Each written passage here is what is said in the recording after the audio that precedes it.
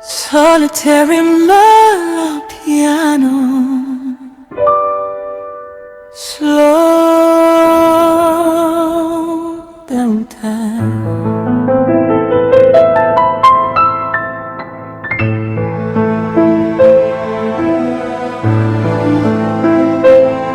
Aggressive rap, fast pace.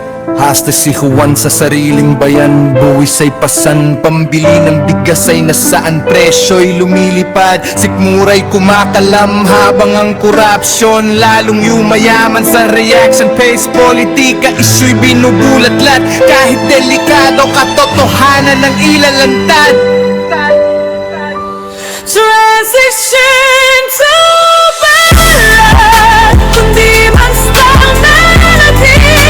Laya ng bibig, huwag niyo kaming busalan. Ito'y karapatan, hindi dapat korteya.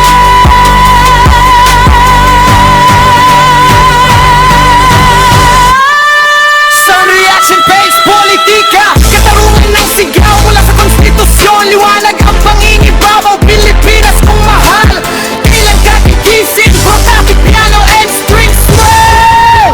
Reaction based politika.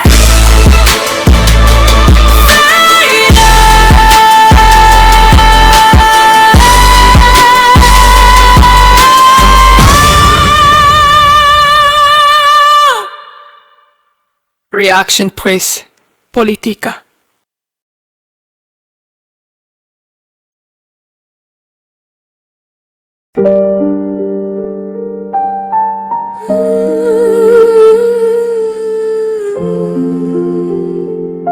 Solitary and aeroplane, slow outlet.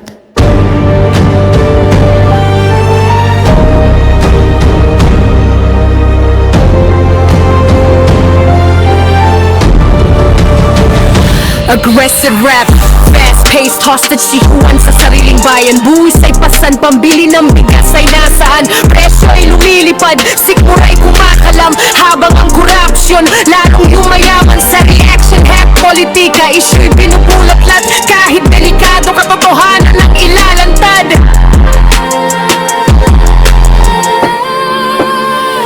Transition to ballad, kundi man style melody. Laya ng bibig, huwag niyo kaming busalan. Ito'y karapatan, hindi dapat kortehan. Sa reaction head, politika.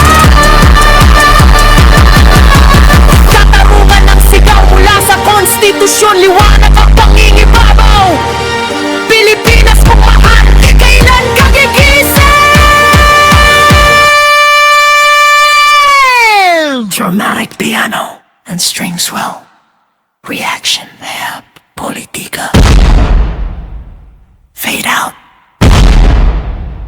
Ayan ho mga kababayan, samahan niyo po ako sa pagpapatuloy ng ating special edition, season 2 special edition sa ating saga. Nahating na po natin yung ating chapter 2. Ano? So this is part 3 of chapter 2 special edition.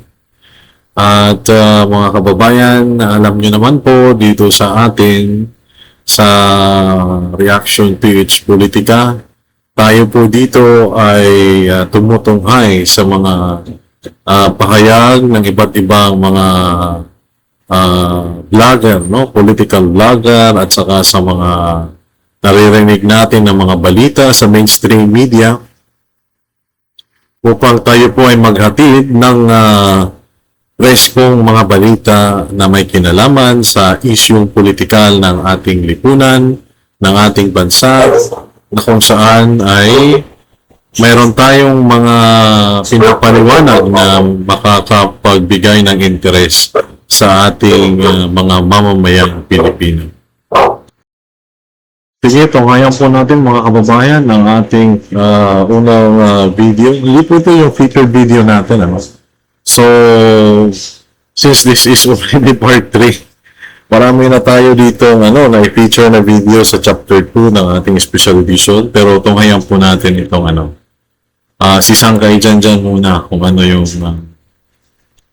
nakaano dito. So guys, what's up? This is me. We are back dito sa ating YouTube channel. Pag-usapan po natin ito ngayon, mga sangkay, itong si General Torre na kung saan nagsalita ng Okay, so hindi ko alam kung bakit ito yung balita ngayon ni Sangkay dyan. Kasi kung makikita mo ngayon sa social media, in fact, some of the videos na i-feature natin ay tungkol sa impeachment. No? So, sige lang. Pakadahan lang natin ito si Sangkay dyan. nga po, meron po kasing video ngayon na kumakalat, no, sa social media na sobrang lala po talaga ng nangyayari ngayon sa Pilipinas. Na hindi na po nakapagtimpi ang dating PNP chief. Nagsalita na po. Pag-usapan po natin to. Anyway, bago tayo mag-umpisa, sa mga hindi pa po dyan nakakapag-subscribe sa ating YouTube channel, makikita nyo po yung subscribe button sa baba ng video na to. I-click nyo lamang po yung subscribe, i-click ang bell, at i-click nyo po yung all. Pero, teka lang, Sangkay dyan. Is this a kind of statement na parang sa sobrang lala nangyayari dito sa Pilipinas ay I don't know kasi alam ko ay pro-admin vlogger ka, no? Maka-BBM ka. So, kung sobrang lala nang nangyayari sa Pilipinas, it is, I think, the administration has, of course, the overall caretaker of the situation with regards to the totality of what is happening. So, for example, yung ating national security, yung kalagayan ng ating ekonomiya, yung poverty incident sa ating bayan. So, it should, of course, will fall down or will fall back to the administration. No? So, I don't know kung ano yung sasabihin dito ni Sangkay dyan. Sa mga nanonood po sa Facebook, i-follow nyo po yung ating Facebook page. Okay. So, ito yung video, mga sangkay, nakalat.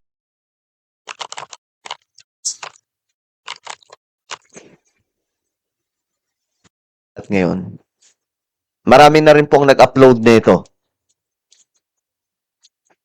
Iba't ibang mga pages ang nag-upload nito. Ito, mga sangkay, ganito kalala. Dito ito sa Metro Manila.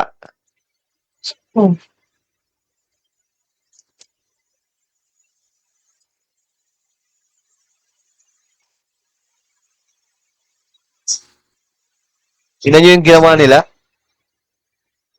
Kumakan yung sapatos, oh.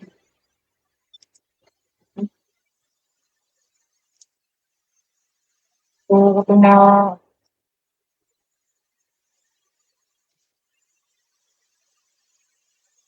Pasero pa, nawawalan yung mga pasero. Ito ba, ice cream Ang ba? lala, oh. Uy, So, hindi kung ba? itong nakadamit. Ay, nakabad. Ito mo yan. Papa, bakit madami pa tayo dyan? Oo, kanyan. Nasaan ba yung mga pulis? Oh, asan ba yung mga pulis?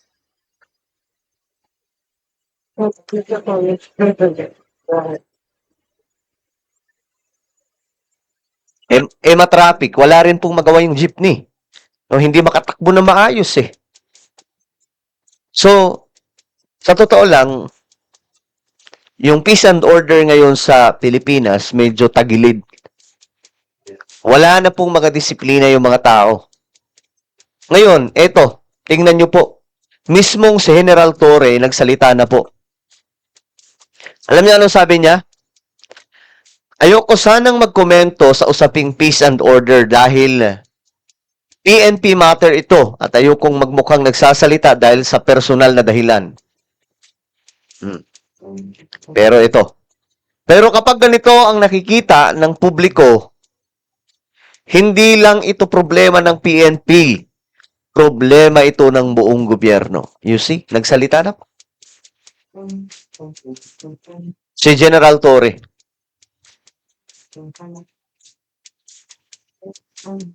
Kasi nga po, Diyos mio Marimar, tingnan nyo naman. Tingnan nyo naman yan. Tingnan yung ginawa nila sa mga pasahero. Bakit? Ano bang ginawa? Saan kayo dyan?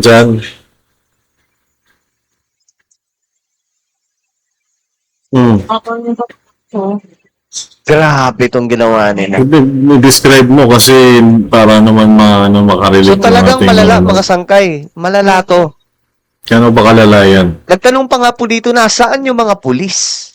Eh nga, saan nga ba? Saan kayo dyan? Bakit wala ng mga pulis sa kalsada?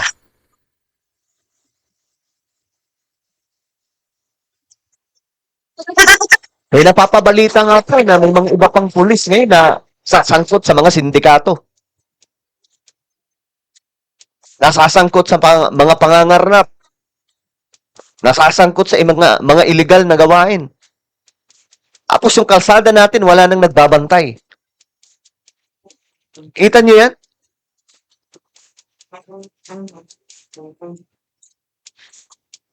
Ibig ba sabihin ng pahayag na ito ni Sangkay Janjan ay parang pumapanig siya kay General Torres, no? So hindi natin makuha masyado yung kanyang ibig sabihin. Kasi ang finiture niya dyan na general ay si General Torre, no? Na mayroong sinabi. Well, sa ganyang kalagayan na sinasabi at gustong ipakita ni Sangkay Janjan. So, well, ano yan, siguro may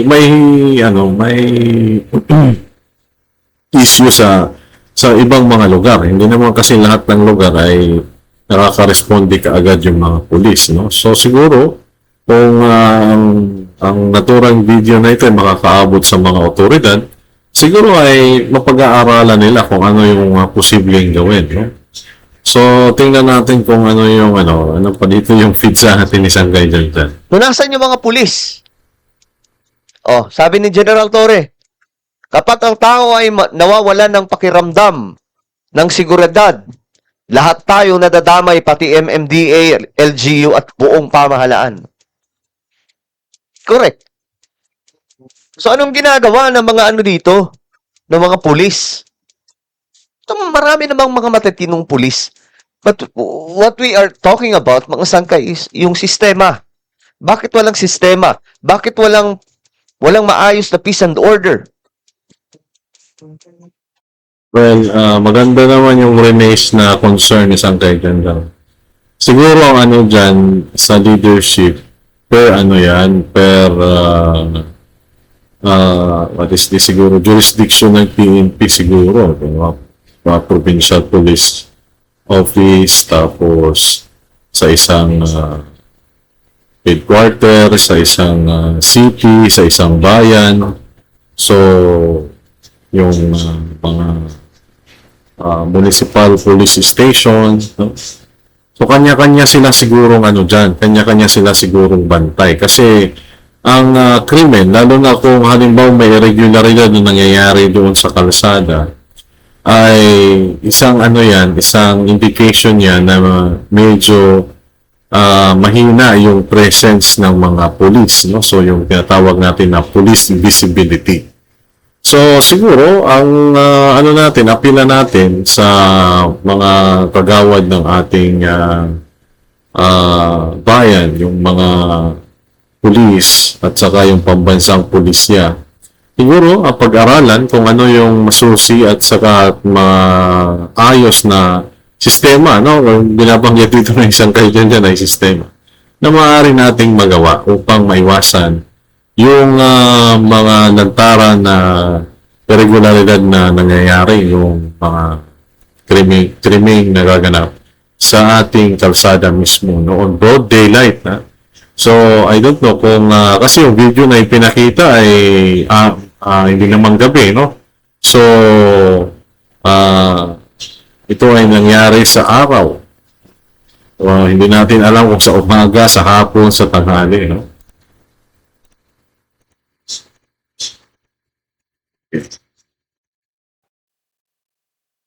Nasaan yung mga pulis? nung panahon ni General Torre, mayroong direktang number, di ba? Na pwedeng matawagan. Ngayon, nung pinalitan siya, anong nangyari? Di ba? Okay. So, kuha ko ng ano dito. Actually, ngayon lang ako, ngayon lang ako naka-ano ng ganito. So, mabuti kasi nag-update tayo sa mga vlogger din na maka-BBM. Kasi, hindi ko alam so, suportado din pala si General Torre ng ating mga ilang vlogger or mga sikat na vlogger katulad ni Sangkay Janjan. So, hindi natin alam talaga yung ano din ng status din ng katayuan ni General Torre ngayon kung siya ba ay nasa administration pa rin. So, hindi natin alam kung ano yung niya status, pero parang siya yata yung sa MMDA, siya yung diyan inilagay. Okay, so teka, sundan natin yung video nito. O problemado ngayon ang Pilipinas, sa totoo lang. Maraming ganito sa Metro Manila at iba pang mga lugar sa ating bansa. Yung mga gumagamit ng pulburon, dumadami. Ako mismo, mga Sangkay, witness po. Nakikita ko sa kalsada eh. Ano na ba ang nangyayari? Kita niyo si General Torre nagsalita na po. Hindi ko alam kung buburahin niya ito mamaya. Kasi, siyempre, part po siya ng government. Peace and order is the foundation of governance. Kapag mahina ang pundasyon, lahat ng serbisyo apektado. Alam niyo, isa sa sinasabi Baka naman sabihin ng mga kritiko dyan ni General Torre na baka lang yan, insecure lang yan si General Torre. Kasi, siyempre, siya yung PNP chief, tapos pinalitan siya, no? 3 months lang siya dyan. Tapos, mayroong inilagay habang hindi pa siya nag-retiro, no? And then, afterwards, ay binigyan na siya ng bagong posisyon. At saka, wala na siyang choice. So, ito ang palagay lang naman natin, baka naman sabihin nyo na nag-assume tayo. These are the possible na pwedeng sabihin dyan ng mga kritiko ni General Torre na, insecure lang yan kasi siya yung dating PNP, no? So, ano sa tingin nyo mga kababayan? Ano ba? Insecure ba or ang hirap kasi sa, di ba, sa panahon natin ngayon kasi maraming kaganapan, no? So as much as we want to stay dito kay Sangkay Janjan, punta muna tayo sa ating isa sa posibleng maging featured video natin, no? Kasi siyempre kailangan nating tuklasin dito yung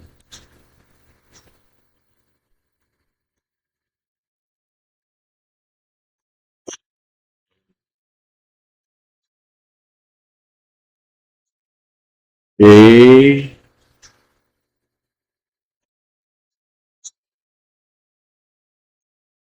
Pasensya na po kayo mga kababayan. Inaayos lang natin yung ating.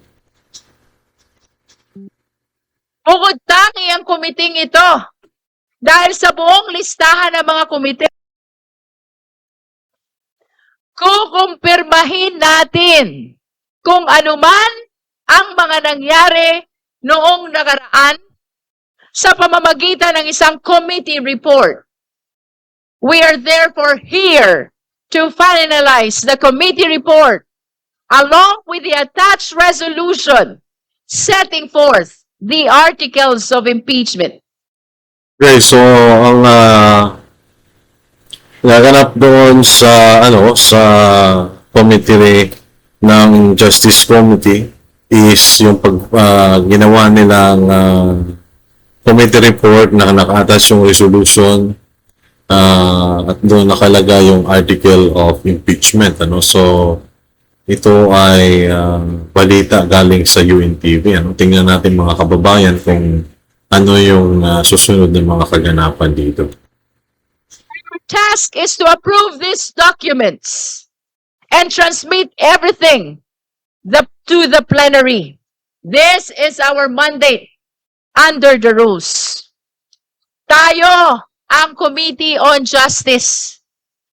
Bukod tangi ang committee ito dahil sa buong listahan ng mga komite sa Kongreso, tayo lamang ang tanging binanggit at binigyan ng partikular na mandato ng ating konstitusyon. We were given that name for a reason. Today, we hope we have lived up to that name, Committee on Justice. Para sa hustisya, sana naibigay natin ang hustisya sa mga complainant. Hustisya sa Vice Presidente sa pamamagitan ng tamang proseso. At higit sa lahat, hustisya sa sambayanang Pilipino. Sana ay panindigan natin ang pangalan ng committee natin. But more than that, I want to take a moment to acknowledge the people behind this work. Hindi biro ang pinagdaanan nating lahat, lalo na ang kapal ng mga dokumentong binasa at sinuri natin. Sa mga resource persons, salamat sa pagharap ninyo dito sa komite. To our colleagues in this committee, thank you so much. Sa ating secretariat at sa mga staff na hindi nakikita sa camera, pero sila ang naging pundasyon ng bawat hearing. Maraming salamat sa inyong lahat. And to the Filipino people, maraming salamat po sa inyong pagsubaybay. Ngayon, habang tinitimbang natin ang bigat na mga susunod nating hakbang at ang mga posibleng pagsubok na haharapin natin, may isang katotohanang dapat nating alalahanin. Hindi tayo magsisimula sa wala. Ang bawat hakbang natin ay hindi na pabalik.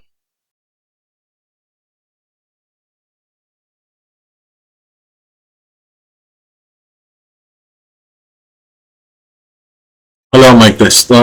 Okay, mga kababayan. So, itong ginagawa nila dyan, na pinagbotohan nila na unanimous yata, 55-0, isusumitin nila sa plenaryo yung committee report. Naka-attach doon yung resolution kung saan ay nakalatag doon yung article of impeachment, no? So, according sa balita at panayam kay Teacher Party List Representative Tinio, ay kailangan ng 1/3 votes or higit kumulang 105 mga kongresista na dapat ay bumoto ng pabor dyan sa articles of impeachment na isusumiti ng Committee on Justice, no, sa kanilang committee na isa sa kanilang committee report. So, sa katunayan ay meron tayo ditong isang featured video. Siguro aabutin pa naman sa oras natin kasi medyo mahaba-haba tayo ngayon. 40 minuto tayo o pwedeng humigit pa dahil ito ay ating special edition ito. No? So, sa sa tingin ko dito ay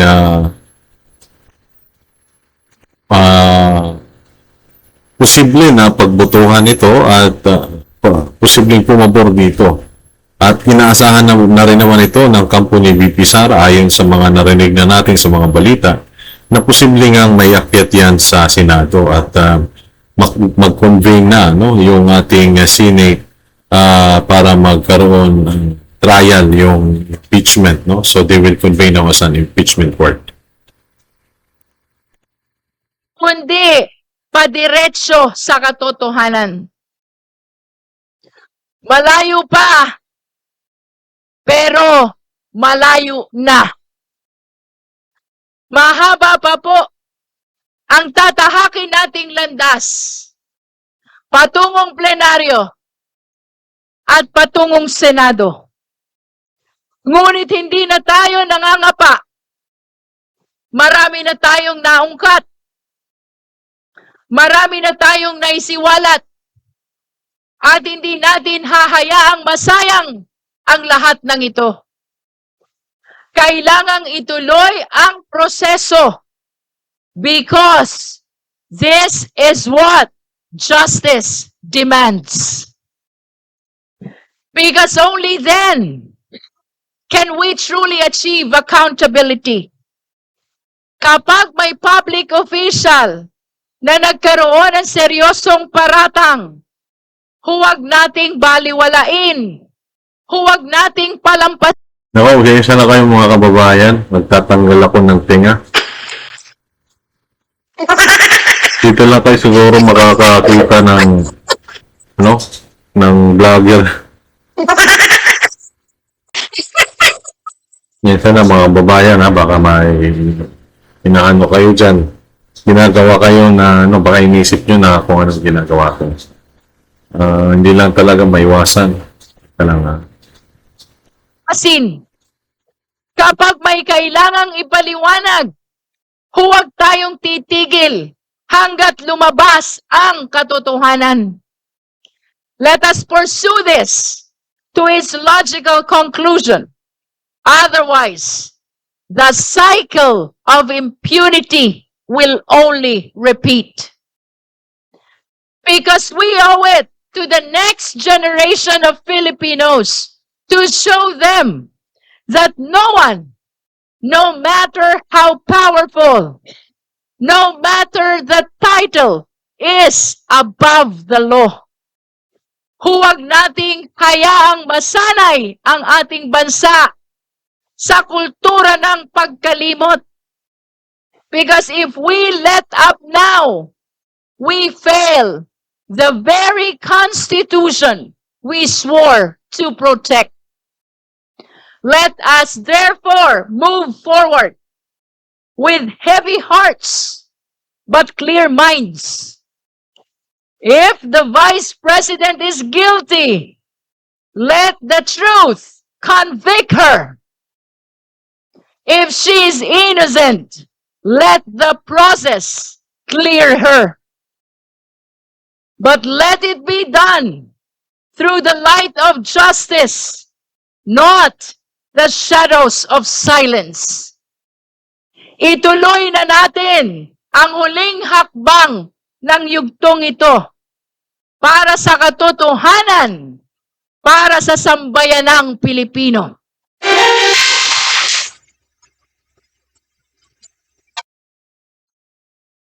Yun, mga kababayan. So, ano bang reaction nyo doon? Natatawa ba kayo? Ang ano kasi mga DDS, baka ano, matatawa yung sila siguro. Pero ako, curious lang ako sa sinabi ni Representative Gerbil Luistro. Ito ay huling yugto ng katotohanan. So, yung pala ay huling yugto ng kabanata. Ano ba yung ibig niya sabihin doon? Tapos na ba doon? Parang niya-akit pa yun sa Senado yung ano eh. So, hindi natin alam ha. Baka naman kasi let the truth convict here, paano may kukonvict? Nagbubutuhan pa lang kayo ng articles of impeachment dyan, no? So, hindi natin alam, no? So, diba, nagtatanong tayo, we are being, at least, curious lang pag ganito yung, sinabi ni, Madam Chairman sa Justice Committee. Kasi, ang inaasahan ng taong bayan ay doon sa impeachment. No? So, Ang ano ko lang siguro, panawagan ko lang siguro, sana maiwasan yung, ng ating mga kababayan.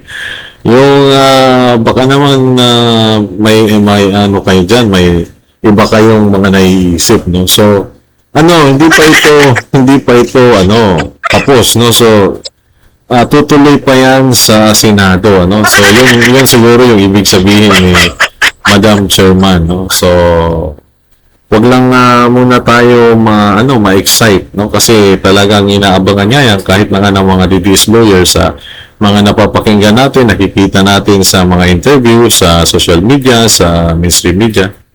So, the table is set for dining, ika nga, no? So, alamin natin ito, mga kababayan, ha? Kailangan. Lagay mo ito dito. Ito, may tayo dito. Baka ito na yung hinahanap nating video, mga kababayan. Ito na nga. Ito na si Senator Soto, yung ating judge sa impeachment court, no? Yung presiding judge natin. So, mga kababayan, ano kaya yung masasabi dito ng ating Senate President, no? Kailangan. Hearings ng House. Naka-monitor ba si Senate President Soto sa impeachment hearings ng House of Representatives?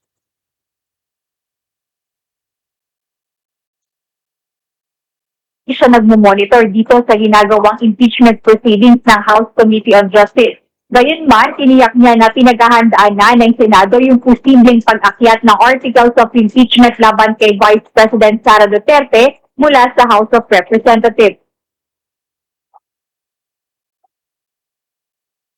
Sinabi ni Senate President Vicente Tito Soto III na mahalagang maging handa sila sa pagkukonvene bilang impeachment court, ipasa man ito sa kanila o hindi ng House of Representatives. Inamin ni Senate President na hindi niya sinusubaybayan ang mga nangyayari sa Kamara kaugnay ng reklamo laban sa Vice Presidente.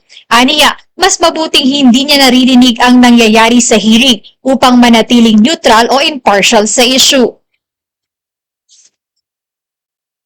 Ano lang kami, ipasa nila o hindi, prepared kami. Yun ang importante. Kaya kami nagkakaroon ng mga may pagsisimula ng correction. So just in case, something sa amin. Pero kung ano man ang nangyayari nun, ako personally, hindi ako talaga nag-monitor sa mga mas pagmuting hindi ko narinig yung mga pangyayari nun. At manatili ako neutral. Kaugnay ng paghahanda sa impeachment, ibinahagi naman ni Senate President Pro Tempore Panfilipin Lacson na may At least, sinabi doon ni Senate President Vicente Soto III na ayaw niyang makinig kasi ang kaniyang dahilan ay para manatili siyang neutral. No? Well, ano sa tingin niyo mga kababayan? Tiwala po ba tayo sa ating mga senador na magiging impeachment court judge?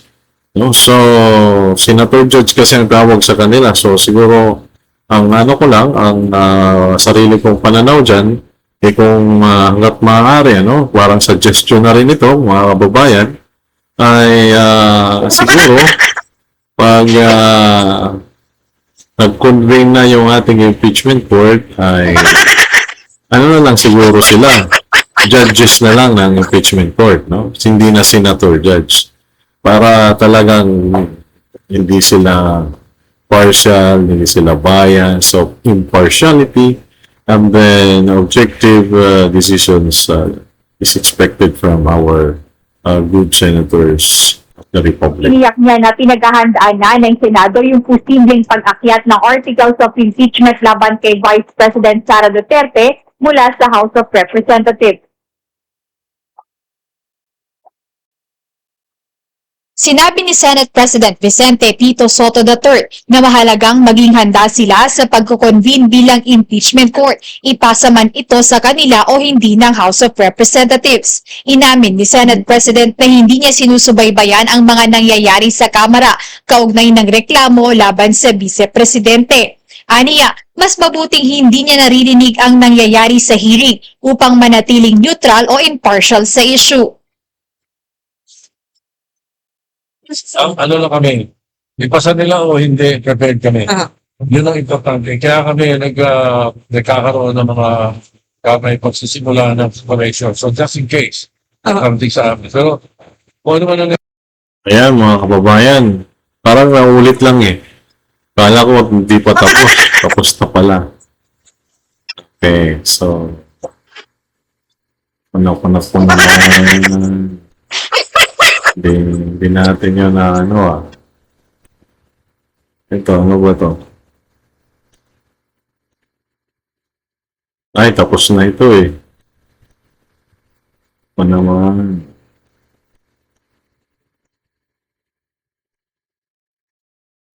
Tama yung isa. Ito. Yan. Ito na ito siguro. Ito na. Ito na. Ako. Ano kaya ito mga kababayan? Yan. Edit lang natin ng konti. Para mas malaki siya. Yan. Pwede na yan. Okay. Okay.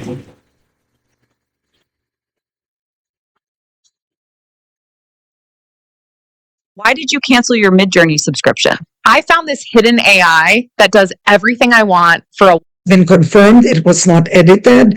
It's been a year, the NBI is still, they have leads on a suspect. But what if the defense argues that, and I'm rephrasing this, as the Vice President had said, it was hypothetical in nature. Kumbaga, she did not order actively. Right? The reason she had used as if mamatay ako, meaning if I am dead, then you do that. So I want you just to close this.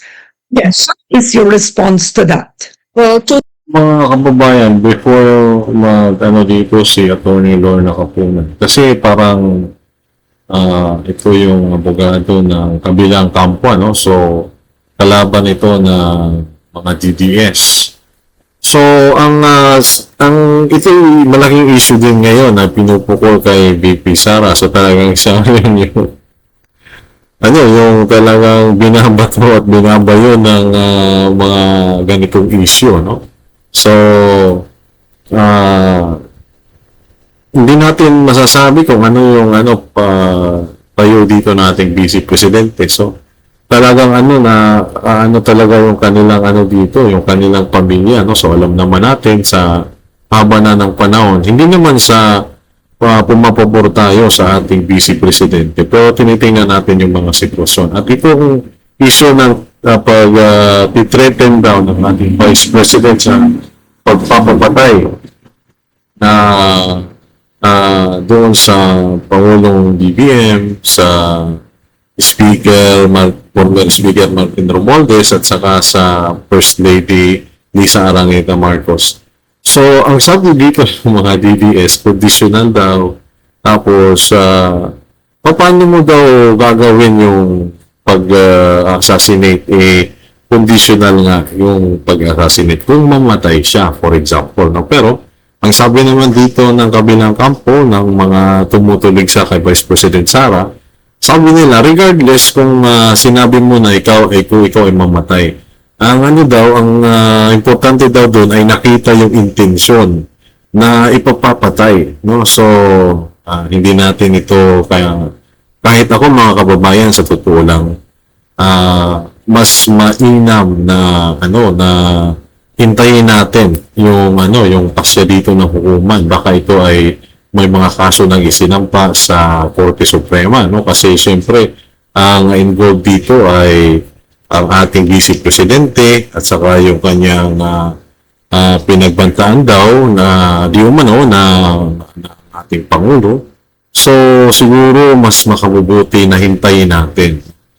At kung mayroon man tayong papaniwalaan ng mga speculation na ganito ganyan, parang lang tayo, in a lighter mood lang na sige, pwede naman, posible naman, gano'n naman, no?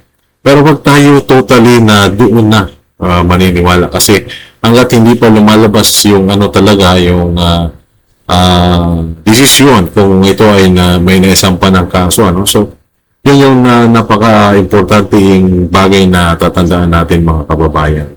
Kasi tayo ay isang lipunan, tayo ay isang sibilisadong lipunan, nasa kabihasnan tayo. So, dapat tayo susunod sa proseso. No?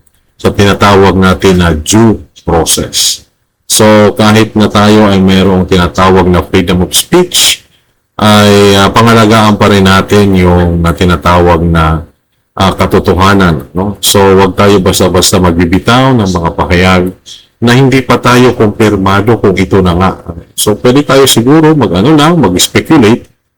Okay, so, naku, ang dami ko nang sabi ito. Nauubos na yung oras natin. Kaya pa ba natin itong video na to? Sige, 5 minutes. Tingnan natin. First of all, she did say it in her own press conference, no, which she videoed herself. If that were not true, let's say that was part of the moment because her chief of staff was being detained in the house. The very next day, she repeated it.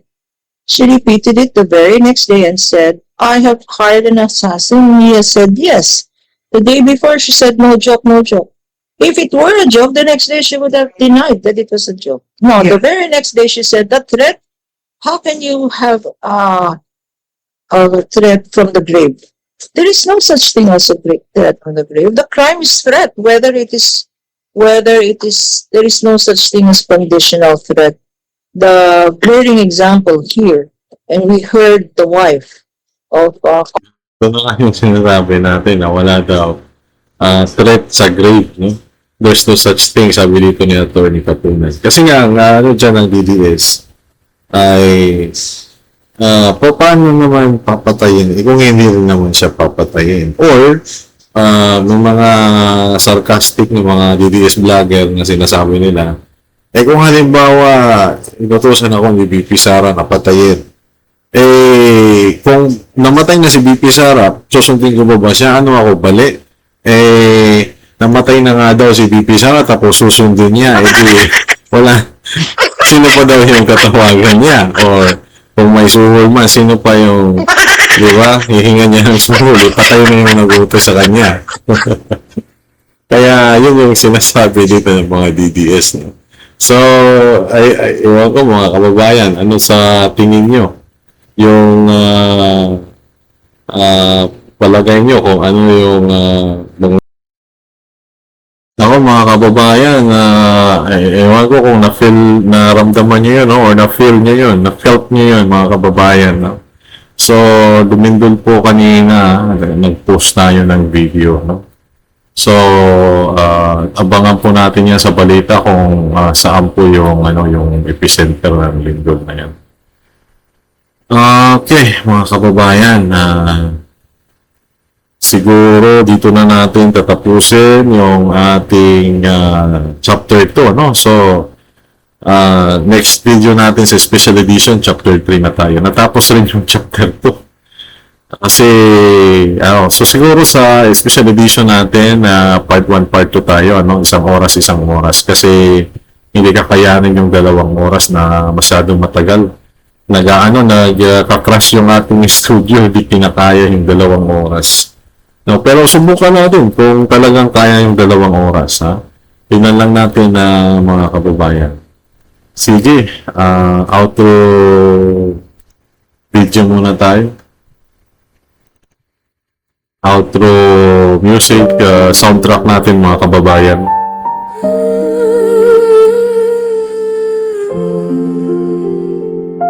Solitary and I'm a plainer, slow oget.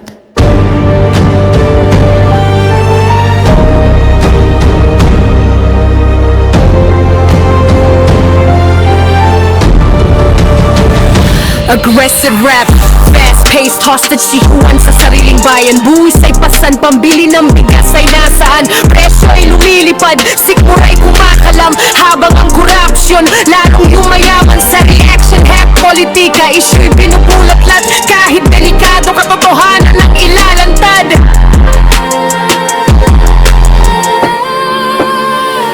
Transition to bahalan, kundi man sa melody. Kaya ng bibig, huwag niyo kaming masala.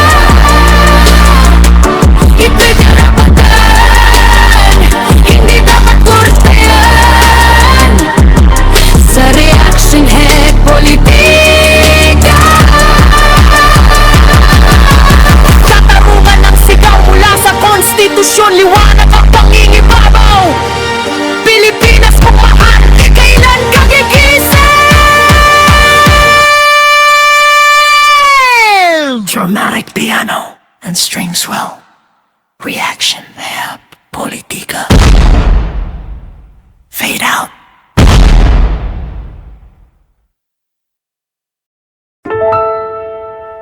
Solitary mellow piano. Slow down time.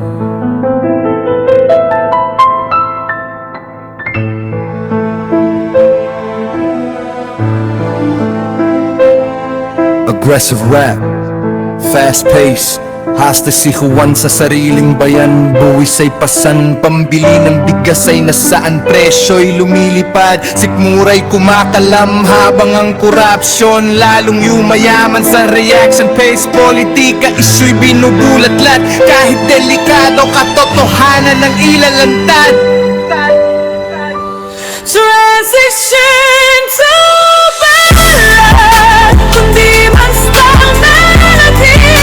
Laya ng bibig, huwag niyo kaming busalan. Ito'y karapatan, hindi dapat korteya.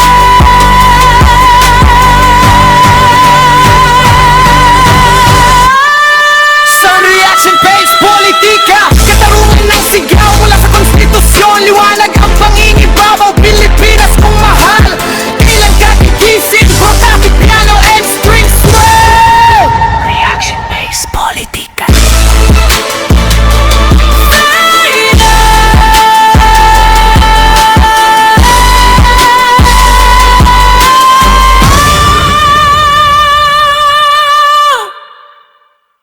Reaction pues, politika.